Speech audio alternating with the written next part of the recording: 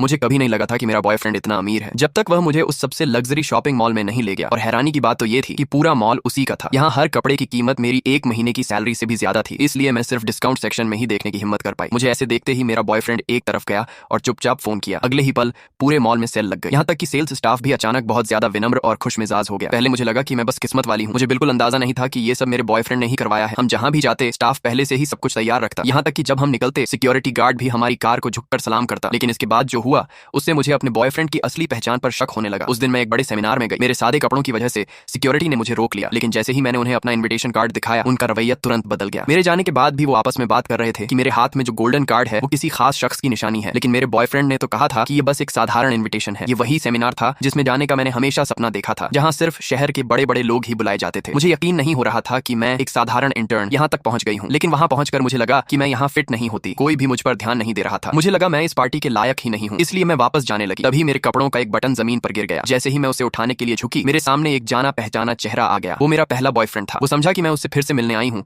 और मेरा मजाक उड़ाने लगा। कहने लगा कि उसने मुझे सिर्फ टाइम पास के लिए डेट किया था। मुझे ये नहीं पता था कि मेरे बॉयफ्रेंड का एक आदमी हमारी बातें सुन रहा था। जैसे ही मेरे बॉयफ्रेंड को ये सब पता चला, वो तुरंत वहां आ गया और जो एक्स बॉयफ्रेंड अभी मेरा मजाक उड़ा रहा था वो वहीं का वहीं जम गया। तभी मुझे एहसास हुआ कि जिसे मैं हमेशा एक साधारण इंसान समझती थी वो दरअसल इस पूरे सेमिनार का सबसे बड़ा निवेशक था।